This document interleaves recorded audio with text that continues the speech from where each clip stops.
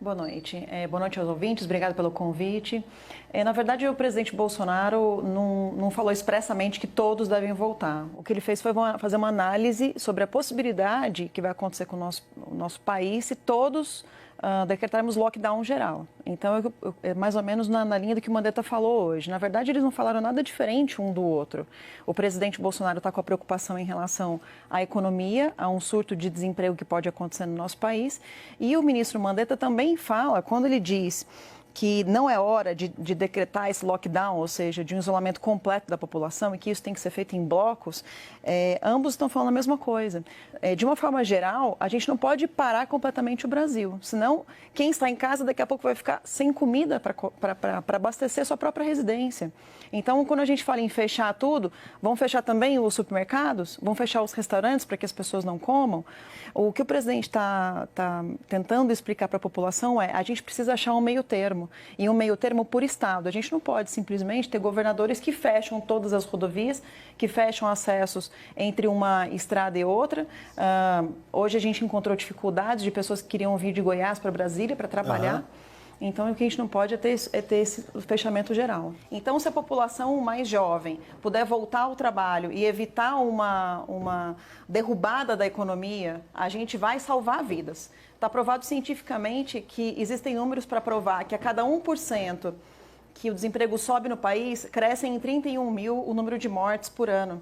Então, a gente está falando que o desemprego pode matar mais ainda que o coronavírus.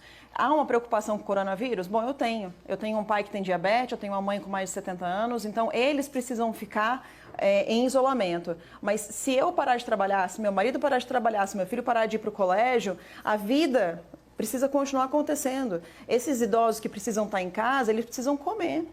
Agora, o que eu queria puxar o assunto aqui é para menos discussão sobre a comunicação e a gente puxar um pouco mais a discussão para as ações.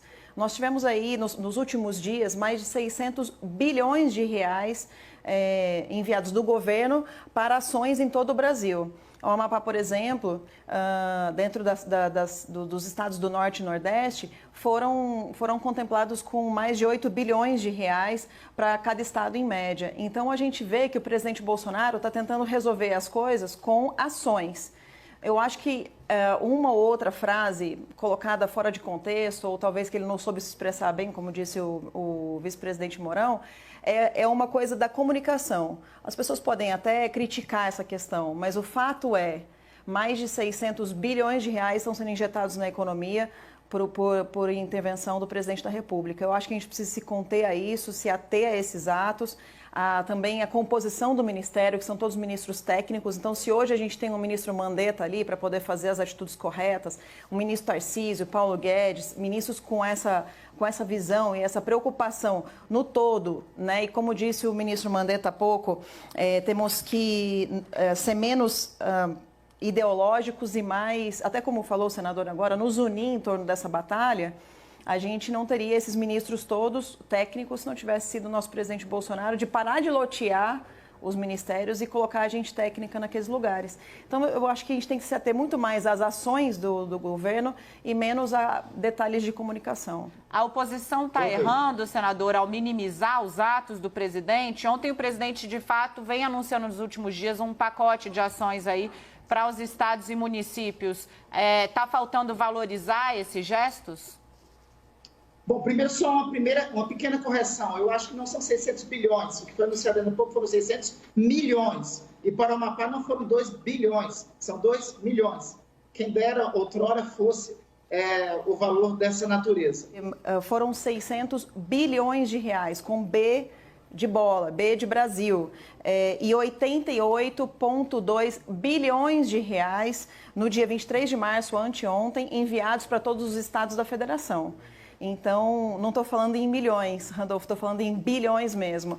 No dia 19 de março, que foi o primeiro envio para os estados, a gente teve 432 milhões de reais enviados para os estados e municípios para ajudar a combater o coronavírus. E esse valor aumentou para 82 bi. Isso fora também uma outra ação do governo, que foi a suspensão das dívidas dos estados com com a União, no valor de 12,6 bilhões de reais. Ou seja, as dívidas dos estados estão suspensas por enquanto e várias outras medidas, por exemplo, atendendo os mais pobres, mais de 1 milhão de famílias vão ser incluídas no Bolsa Família nesse momento de coronavírus. Então, o governo está fazendo em ações, principalmente para a população mais pobre.